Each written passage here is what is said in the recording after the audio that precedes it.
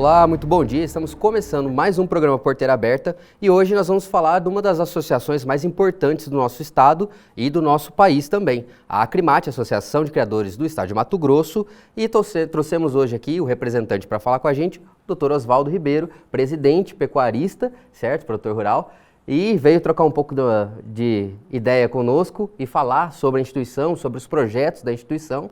Certo? Doutor Oswaldo, muito obrigado pela presença, é um prazer tê-lo aqui. E eu gostaria que o senhor começasse, primeiro, se apresentando e depois apresentando um pouco da instituição para a nossa audiência, por gentileza. Seja muito bem-vindo. Obrigado, eu agradeço o convite. E estou aqui, meu nome é Oswaldo Ribeiro, estou aqui representando a Acrimate, hoje estou como presidente, né? Já participei de vários cargos diretivos na Acrimate e hoje sou presidente. A Acrimate é uma entidade que foi criada com o fim de absorver as demandas da pecuária, defender o pecuarista nos seus interesses, né? E depois ela se estendeu às suas atividades e hoje ela tem uma abrangência estadual, né? Ela tem 13 unidades de representação no estado, né? 13 regionais que a gente chama, né? Cada um com seu representante, trazendo as demandas de cada região. Isso é importante a gente descentralizar, né?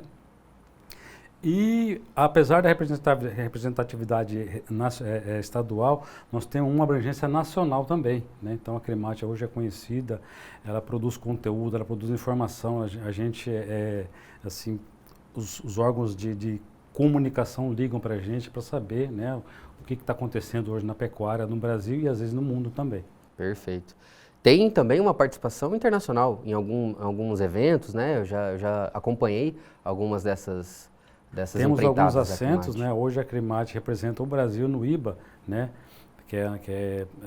São 7 países maiores exportadores e a Acrimate é a porta-voz do Brasil num desses assentos. Perfeito. Bom, uma das principais dificuldades que eu enxergo, aí me corrija se eu estiver errado, é justamente alinhar esses pensamentos, né, essas formas de opinião. Eu queria entender como funciona essa parte do conselho da Acrimate. São formados exclusivamente por pecuaristas, tem participação de outros setores, como frigoríficos, outras entidades. Como que funciona o conselho, por gentileza, doutor Oswaldo? A Acrimate é uma entidade direcionada para pecuaristas, né? Então, quem participa, quem pode ser associado, né? Qualquer associado pode fazer parte do conselho diretivo, mas não é aberta para outras entidades. Ela é uma entidade feita para pecuaristas, né? Só os pecuaristas fazem parte da diretoria. Maravilha.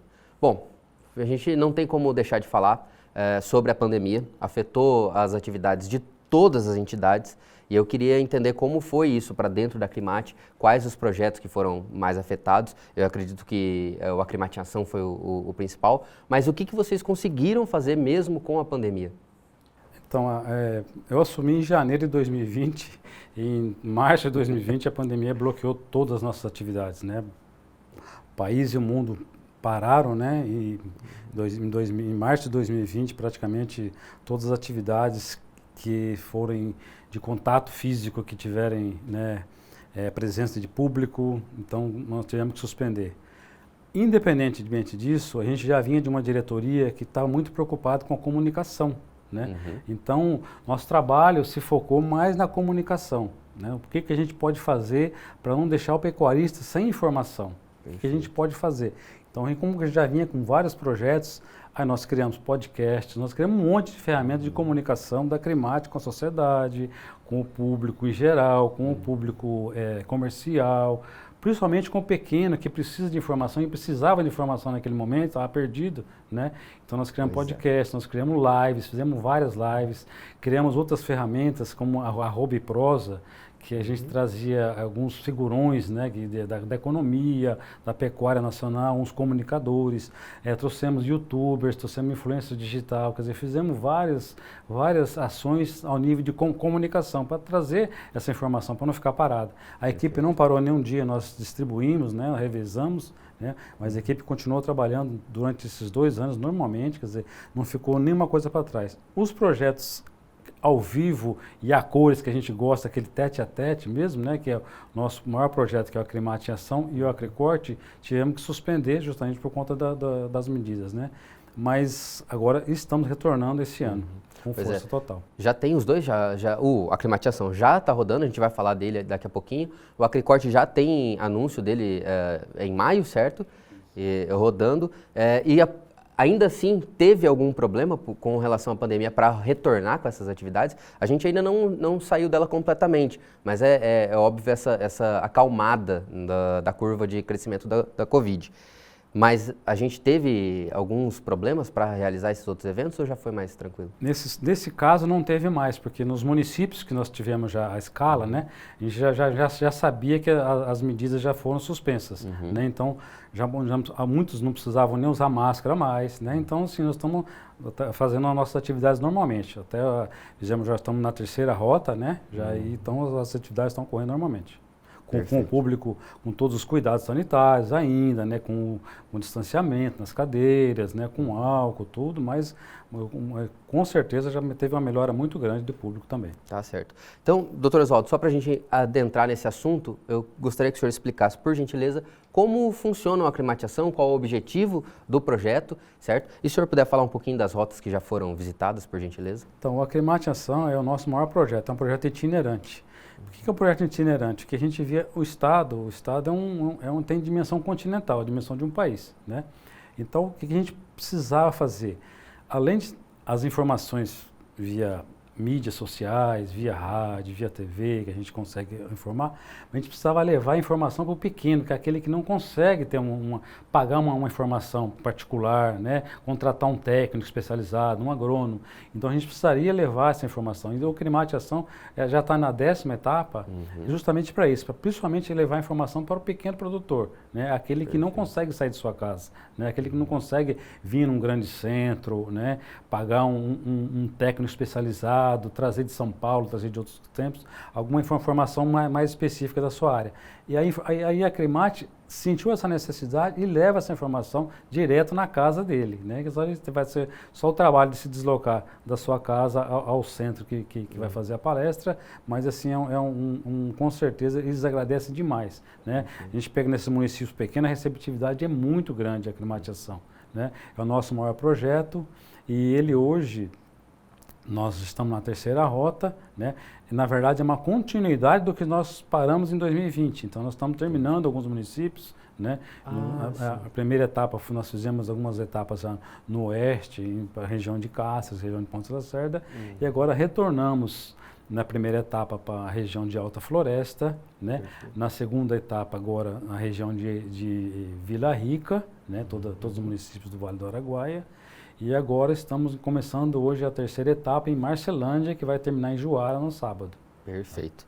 Bom, a gente já volta a falar da aclimatização. Vou pedir licença para o senhor, porque agora a gente vai chamar o quadro Giro de Notícias para ficar por dentro dos destaques do mundo do agronegócio no estado e no Brasil. A China tem fome de carne brasileira. China segue comprando e pagando bem pela carne brasileira. Prova disso é que as últimas negociações realizadas no mês de março já é 15,56% superior do que o negociado no mesmo período do ano de 2021, sendo esse o valor recorde para o mês. O preço por tonelada ficou em torno de 5,89 mil dólares, 0,78% maior que o mês passado e 21% maior que o valor negociado em março de 2021. Isso faz com que o valor da média da arroba do boi gordo que atende esse mercado siga com preços elevados. Até o momento, as vendas externas de carne bovina in natura de março de 2022 geram uma receita de mais de 713 milhões de dólares. Apesar da redução do ritmo dos embarques, as cotações continuam elevadas e o Brasil continua demonstrando o seu potencial e se destacando como o país com as melhores condições para atender o mercado chinês. O MAPA abre consulta pública para sugestões na produção de carbono verde. O Ministério da Agricultura, Pecuária e Abastecimento abriu em março consulta pública para órgãos, entidades, pessoas físicas e jurídicas que quiserem contribuir voluntariamente, ajudando a definir critérios para a produção, da contabilização e comercialização de carbono verde no Brasil. Segundo o Ministério, o objetivo e a iniciativa é estimular o desenvolvimento do mercado voluntário de crédito de carbono verde no Brasil, definindo critérios adequados e respeitando as peculiaridades da produção agrícola nacional. O crédito de carbono permite que países e entidades sejam remunerados pela iniciativa da redução na emissão de gases de efeito estufa, especialmente do dióxido de carbono. Projetos e entidades que promovem a substituição de combustíveis fósseis por fontes de energias limpas e renováveis recebem um crédito a cada tonelada de carbono que seus empreendimentos deixem de lançar na atmosfera. Já países que conseguem reduzir as emissões de carbono e cumprir as metas pactuadas globalmente podem gerar e vender créditos a países que não conseguiram atingir seus objetivos. A data limite para apresentar as sugestões irão até o dia 11 de abril de 2022. Continuando a nossa conversa, doutor Oswaldo, o senhor estava falando das rotas do Aclimate em Ação. Uma informação interessante também é a dobradinha do Apta Colina, né, dos palestrantes que estão presentes nas rotas. Eu gostaria que o senhor apresentasse os palestrantes e falasse um pouco do conteúdo que eles estão levando nas rotas. Então, o doutor Flávio e o doutor Gustavo são os palestrantes que nós escolhemos para esse tema, né, que é a pecuária de sucesso, né, que é um caminho sem volta, na verdade. Eles têm muita experiência de pesquisa de campo, né? Isso é que o produtor precisa, né? Então, como eles têm muitos anos de experiência e sabem na prática que funciona, porque eles têm um laboratório em Colina, né, no estado de São Paulo, um laboratório com um monte de animais, com mais de 300 matrizes, né? Eles fazem tudo quanto é tipo de experiência de pasto, de testes, né, de maternidade, teste de sêmen, teste de genética, e aí eles trazem esses resultados para a prática, né? Então ele mostra o produtor, se você fizer isso, você vai ter isso, e não faça isso, né? É interessante, ele corta caminho, né? Então para o pecuarista é importante eles ter, né? É bom você aprender com os erros dos outros, né? Não com os seus erros. Então, se a pessoa for inteligente, o pecuarista, o produtor for inteligente, ele vai aproveitar os erros e as dicas, né, dos especialistas, né, e utilizar na sua prática, poder ter um pouco mais de retorno financeiro. Né? Esse é o nosso objetivo, né? É trazer um pouco mais de qualidade financeira para o produtor. E, bom, são os dois grandes especialistas do nosso país. É um dos maiores centros de pesquisa da América Latina, o Apta Colina, e além disso, para quem tem dúvida, eles têm alguns pontos também que replicam os experimentos em outros estados, né, para experimentar a área, para trocar de ambiente, às vezes de bioma, então isso também facilita a comunicação dessa parte. São dois cientistas e muito voltados para a prática, como a gente falou, eles têm muito conhecimento prático, além do conhecimento científico, conhecimento técnico, e tem muito conhecimento, então eles trazem, a linguagem deles é muito fácil, é muito simples, né? Então a palestra deles é para demorar 1 hora e pouco, eles vão quase 2 horas batendo papo, e depois tem as perguntas, né? Então eles não têm pressa, eles têm aquela paciência, aquela calma de explicar, principalmente para aquele que não entende, aquele que tem aquela necessidade de maior informação, né? Então que eles são cientistas, mas voltados muito para a prática, né? Isso a gente ficou muito contente de ter escolhido os dois. Eu ia perguntar justamente sobre essa impressão que vocês, acompanhando todas as rotas, têm da população recebendo essas informações. Por essa didática que eles têm, realmente vocês percebem de forma positiva como a população recebe esse conhecimento?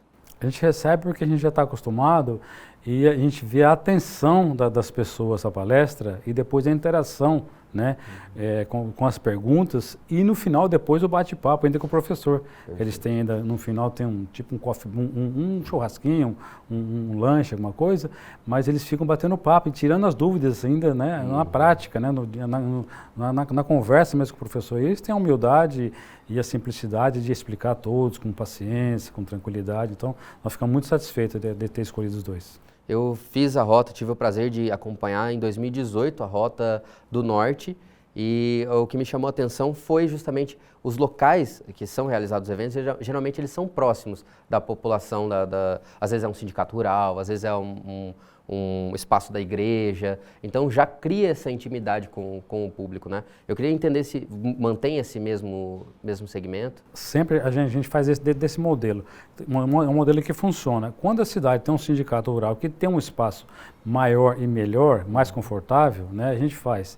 Se o sindicato não possui, a gente loca ou uma sede de algum clube, ou uma sede de algum buffet, né? Sempre algum espaço que tenha um maior conforto, tem uma acústica boa para poder, né, a pessoa poder ouvir a sua palestra com atenção, né? Então, assim, em cada cidade tem um detalhe, né? Como a gente já está acostumado, a gente já tem os pontos, né? Varia um pouquinho, uma época uma não consegue fazer, mas na maioria das vezes a gente já tem os pontos definidos. Já segue uma rota. Roteiro. Bom, falando de outro projeto da Acrimate, eu também acho super interessante, o Acricorte. Eu queria que o senhor explicasse também um pouquinho do evento, como funciona e quais são as novidades para esse ano, por gentileza. Então, o Acricorte também foi criado a partir de uma necessidade de trazer o público, um público já mais diferenciado, um público que já quer um plus, né? Já quer não uma informação básica, já quer uma informação maior, assim, mais abrangente, né? E a gente tem esse projeto, nós fizemos a última vez, já contou com 1.700 participantes, foi recorde absoluto, sabe? Nós, com todos os stands vendidos, nós já temos agora para esse ano, já tem todos os stands vendidos novamente. Nossa. Quer dizer, sucesso de público com certeza vai ser em maio, né? No 12 e 13 de maio, uma quinta e uma sexta-feira, né? E as palestras, a gente sempre procura trazer novidades, né? Aquilo que vai mexer com a cabeça do produtor, né? Então a gente traz perspectiva de futuro, né? O que ele precisa para fazer uma pecuária de mais rentabilidade, de mais qualidade, né? Nós vamos trazer bastante gente para falar muito de meio ambiente hoje, que está na moda, né? Ambientalismo, né? Sustentabilidade. Então, assim, hoje nós não podemos afastar desse tema, né? Então, a Acrimate, como é a protagonista da pecuária e dos desafios do futuro, né? Então, ela tem que trazer esses temas à baila, né? Então, nós precisamos falar de sustentabilidade, de rastreabilidade, né? Então, a Acrimate hoje ela é protagonista nesses temas. Então, vamos trazer palestrantes especializados nessa área, né? Então, nós constamos lá com vários, já conversei com vários deles, né? E todos eles estão otimistas para os resultados. Perfeito. O último Acricorte também foi em 2019. O último Acricorte, eu lembro de uma palestra do Ricardo Amorim, que veio falando do cenário político, né? Da época era bem intenso. E agora essa pauta do meio ambiente. A Acrimate, como a voz do produtor rural, tem essa missão também e talvez essa responsabilidade de comunicar para fora da nossa bolha, né? E aí eu queria entender, dentro desses novos projetos da Acrimate, quais os caminhos que vocês perceberam para atingir essa população que não tem muito contato com o agronegócio. Consome, né, mas não tem esse conhecimento sobre o setor. Eu ouvi o senhor falar dos podcasts, certo? E eu queria entender como isso funciona para fora da cadeia. Então, a Acrimate, ela criou ferramentas para conversar com diversos públicos, né? Eu preciso conversar com um jovem hoje. Então, nós contratamos uma influencer digital, né? No caso, a Camila Teles, que todo mundo conhece, que ela é muito conhecida no Instagram, né? Ela tem milhares de seguidores no Instagram. Então, ela fala para um público jovem, um público descolado, um público que talvez não ouviria algumas notícias do agro, né? Então, e aí a gente desmistifica, porque a gente dá subsídios científicos para ela, né? A gente coloca teorias para ela, ensina, mostra, e ela é muito estudiosa, muito inteligente, então ela consegue colocar na língua do jovem essa mensagem que a gente precisa falar, né? Que o brasileiro, o pecuarista brasileiro protege o meio ambiente, que nós temos uma lei, um código florestal muito restritivo, e que a gente segue essa lei. A Acrimate defende a legalidade, né? Então, e dentro da legalidade a gente tem todos os direitos e os deveres, né? Então a gente defende isso e a gente consegue, às vezes, usando essas ferramentas, atingir esse público que teoricamente não iria assistir uma live da Acrimate específica, né? Então nós temos outras ferramentas que conversam com outros públicos também, né? Então para isso nós criamos vários tipos de meio de comunicação, tá bom? Maravilha. A gente já volta para falar mais um pouco sobre esse assunto, doutor Oswaldo, e nós vamos agora chamar o quadro de leilões para ficar por dentro das melhores datas de comércio de gado do estado.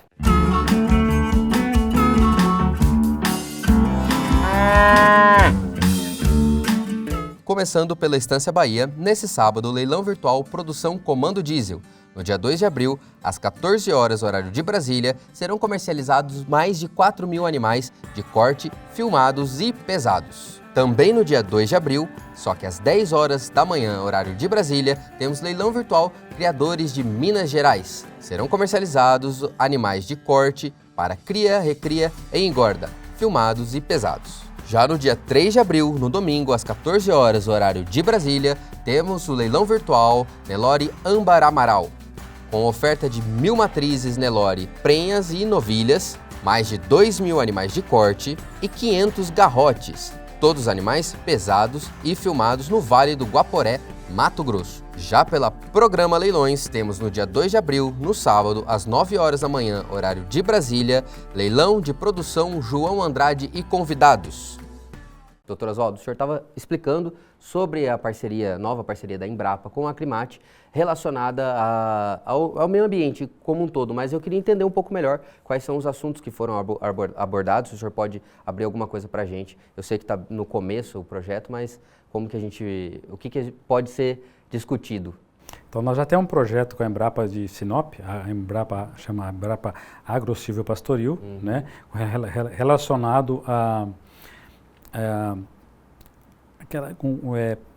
pecuária, floresta, né?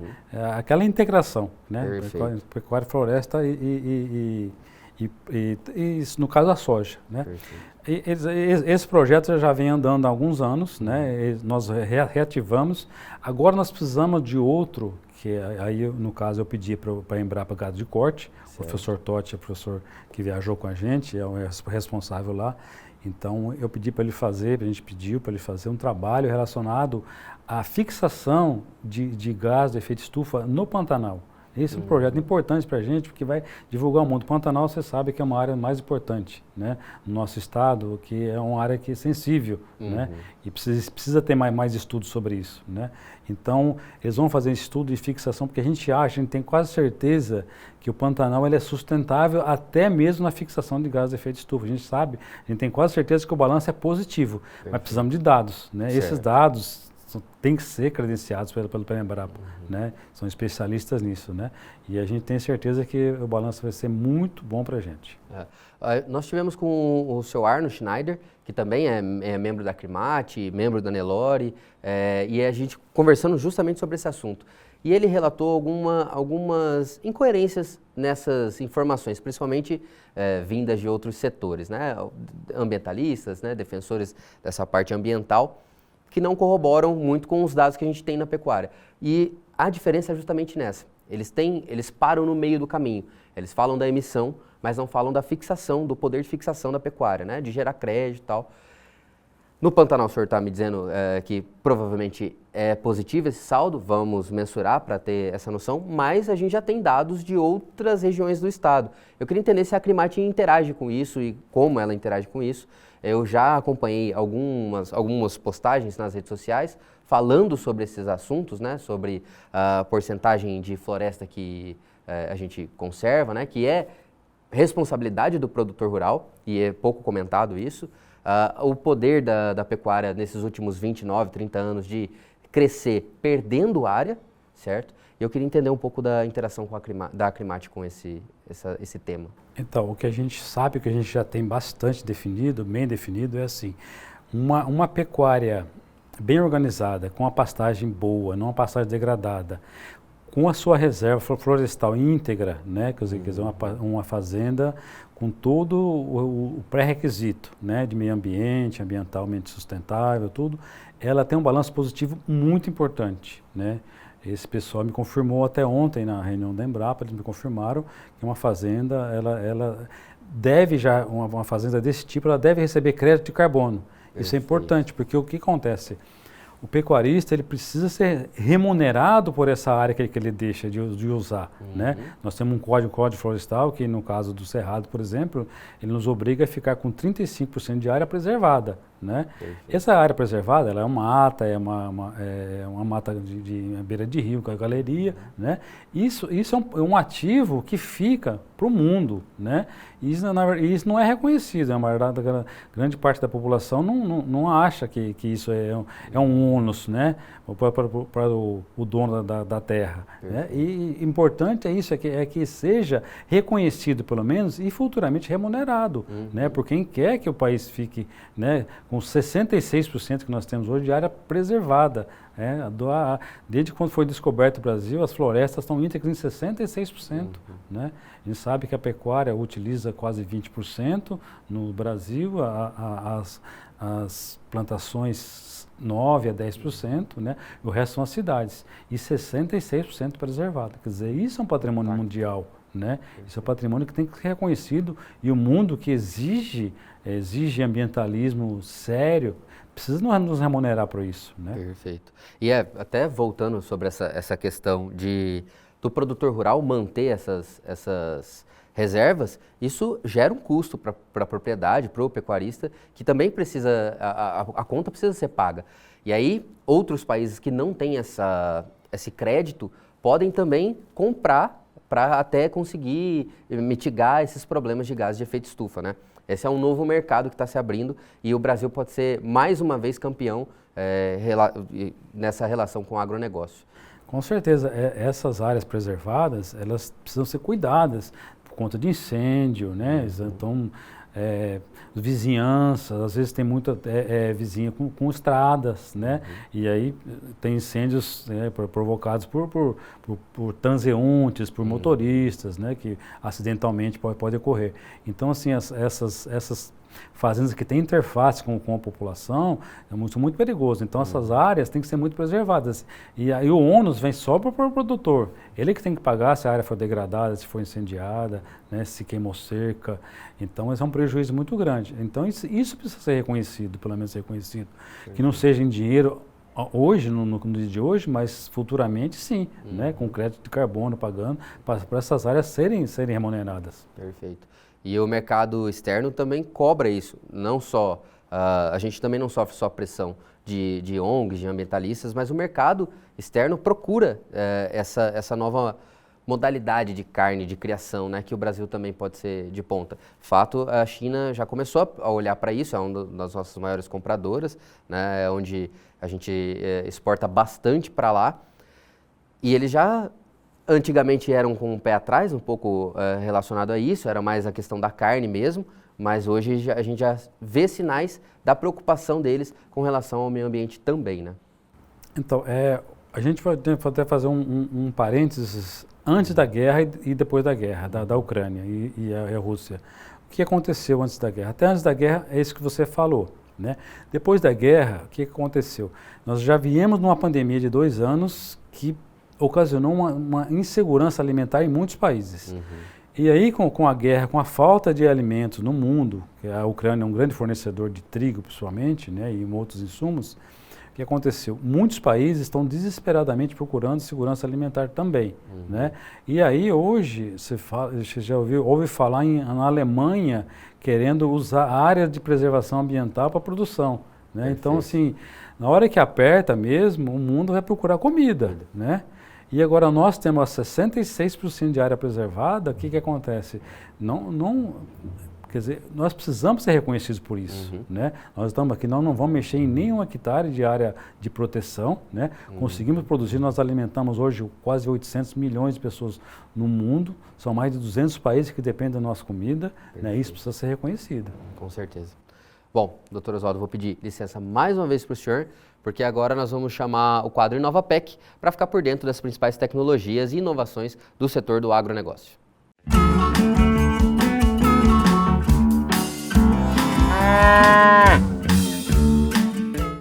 Já pensou em poder pesar o gado à distância? Bom, é justamente isso que uma empresa de Piracicaba, São Paulo, promete entregar. A empresa desenvolveu uma tecnologia para ajudar o produtor a campo. O sistema desenvolvido permite que o animal seja pesado 10 a 12 vezes ao dia. E isso é possível pois há um dispositivo acoplado dentro dos piquetes e pesa os animais todas as vezes que eles se dirigem para beber água. O software monitora e prediz o desempenho dos animais confinados de forma individual e diária e pode indicar o ponto ótimo de negociação para o produtor. Os sensores que fazem parte do dispositivo captam e quantificam as vezes que os animais bebem água e o quanto eles estão pesando, com direito à foto de cada animal. Com essa coleta de dados, é possível acompanhar o animal durante toda a sua vida e, é claro, tornar possível o cálculo de período ótimo de abate de cada animal. Dessa maneira, torna-se possível e mais viável a seleção somente dos animais que já estão acabados. E para completar, o software conta com uma outra ferramenta, que faz a busca das principais ofertas de compra de gado dos frigoríficos e pode achar a melhor destinada ao número de animais que já estão prontos para o abate. Tudo isso de forma integrada e pela internet, o que permite ao produtor mais comodidade e rentabilidade. Bom, para encerrar nosso bate-papo aqui, doutor Oswaldo, temos mais 2 assuntos para tratar. O primeiro é o projeto de lei 3885 de 2021, que determina imposto sobre exportações, e isso vai afetar diretamente as commodities e principalmente o setor agrícola. E eu queria que o senhor comentasse qual é a visão do produtor rural, a Acrimate como voz do produtor, como ela enxerga isso e quais as ações ela tem feito para organizar pôr a opinião do produtor rural nessa questão. Primeiro, a gente acha que esse PL 3885 não vai prosperar, não passa, né? É um projeto que ele coloca imposto em exportação, né? Uhum. O que a gente vai exportar imposto, na verdade, né? Não precisamos disso, né? Uhum. É mais uma tentativa de derrubar a Lei Candir. Né? Todos os países que fizeram isso não deram certo, né? Hoje nós temos um exemplo grande da Argentina, né? Que com as suas retenções, na verdade, que é aquele imposto de exportação que o governo colocou sobre a carne, sobre a soja, né?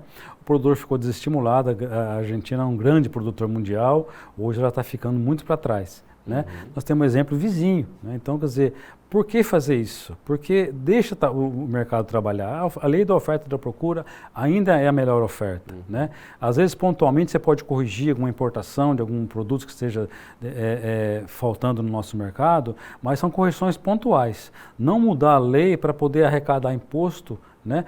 Imposto de exportação, hoje nós temos muito pouquíssimo, poucas coisas, deve ser arma e cigarro, por exemplo, mas assim, muito pouca coisa, né, para exportar produto. Então, assim, eu acho que esse projeto de 3885, ele não vai prosperar, não vai passar. A gente tem informação de Brasília, da bancada parlamentar, da agropecuária, por exemplo, que são completamente contra, né?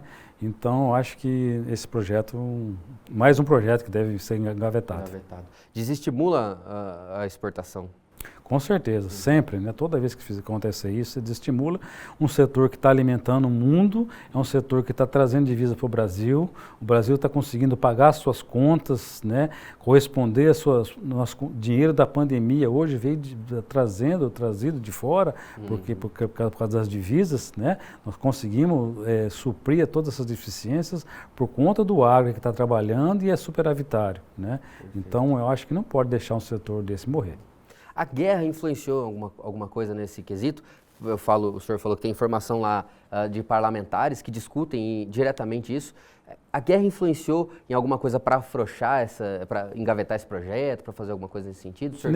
Nesse caso não, né? Tá. Nesse caso não, mas a guerra influenciou em muitos pontos, né? No caso do Brasil, o Brasil não parou de produzir, né? Porque o agro não para de produzir, mostrando que não é uma atividade especulativa, não é uma atividade de especulação, porque todos os nossos projetos são de longo prazo.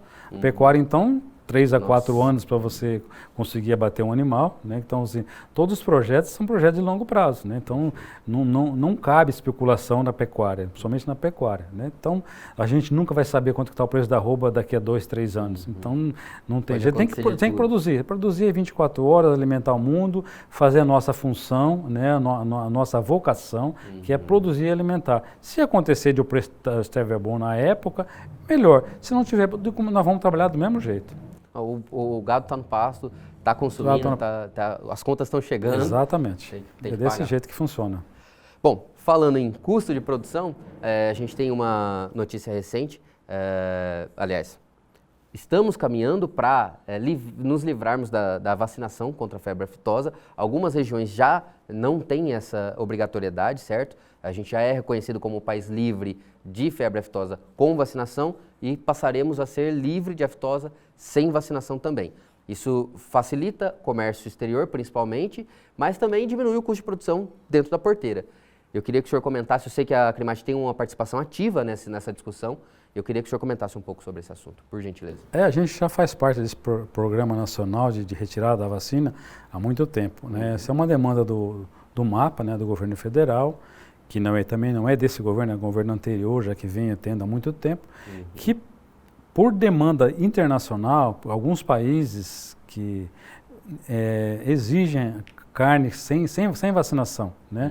Somente os países do Oriente, os países do Japão, Coreia, né? Mas é um mercado restrito ainda. Há pouco tempo nós tivemos o Canadá abrindo suas portas e o Canadá é um exemplo ao contrário, né? Ele não quer carne de onde não tem vacinação, né? Então, isso abrindo um parênteses, né?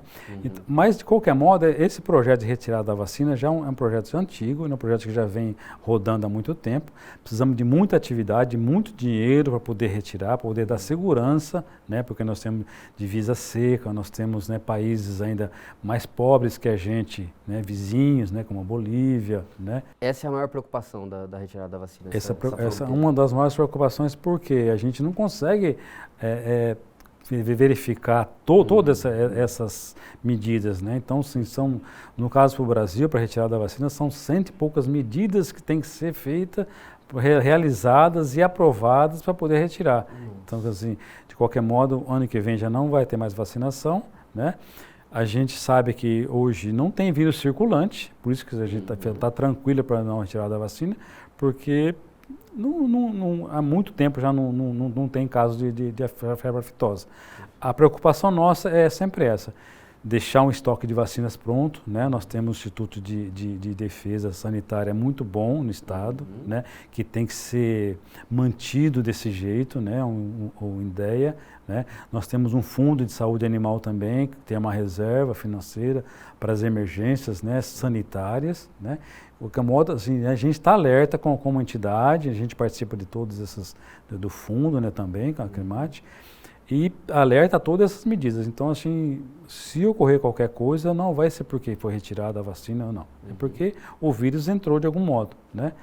Vamos ter vírus, não dá para falar, né? Mas hoje que a gente fala que a gente tem uma garantia para retirada por conta disso aí. Porque há muito tempo não tem, o gado já totalmente vacinado, né? Então nós estamos tranquilos por enquanto, nesse caso.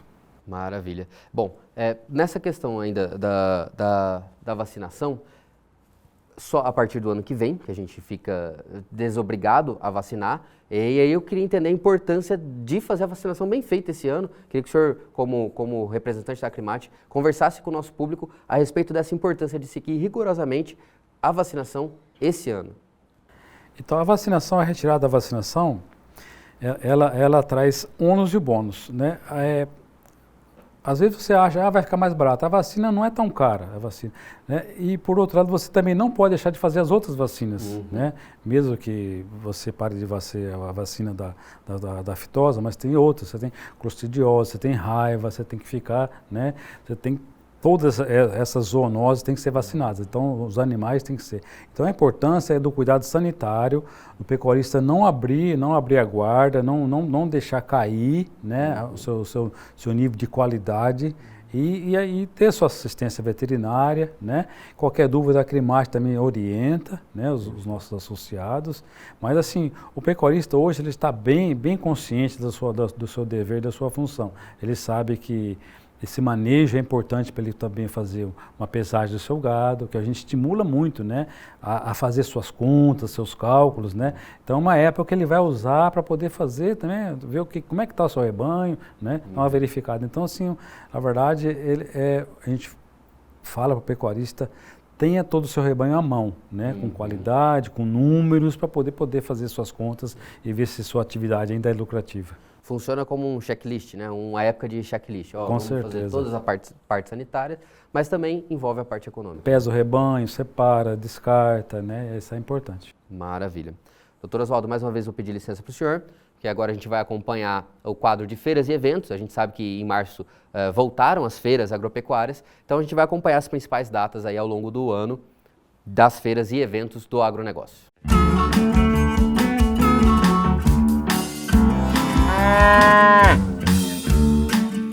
No dia 9 de abril, no sábado, às 8 horas da manhã, horário de Brasília, temos o dia de campo do Grupo Resende, acontecendo na Fazenda Santo Antônio das Três Marias, em Santo Antônio do Leverger. Já dos dias 25 a 29 de abril, temos a nova edição da AgriShow 2022, acontecendo no Polo Regional de Desenvolvimento Tecnológico do Agronegócio, na cidade de Ribeirão Preto. Para mais informações, é só acessar agrishow.com.br. Bom, infelizmente a gente já chegou ao fim do nosso papo. Doutor Oswaldo, mais uma vez eu queria agradecer a presença do senhor, ter disponibilizado tempo para vir conversar com a gente e tratar de todos esses assuntos que são importantíssimos para o setor e que a gente sabe da importância da luta da Acrimate em cada um desses pontos. Eu queria deixar aqui registrado e que a gente está de portas abertas para receber qualquer demanda que vocês tiverem, tá certo? Qualquer evento, quiserem anunciar ou algum projeto que precisar ser comunicado com o setor, a gente está de portas abertas e mais uma vez agradecer a participação e deixar o espaço para as considerações finais do senhor. A gente que agradece em nome da Acrimate e dizer que a Acrimate é uma entidade que busca proteger o produtor, o pecuarista, né?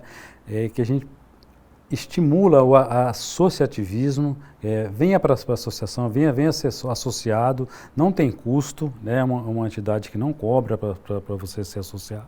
Ela defende os seus interesses, então a gente está aberto sempre a qualquer demanda que o produtor tenha. Então, muito obrigado. Maravilha. Mais uma vez, obrigado. E se você quiser assistir essa ou qualquer outra das nossas entrevistas, é só acessar agroplus.tv. Eu te espero no próximo sábado, às 8 horas da manhã, no próximo programa Porteira Aberta. Até lá!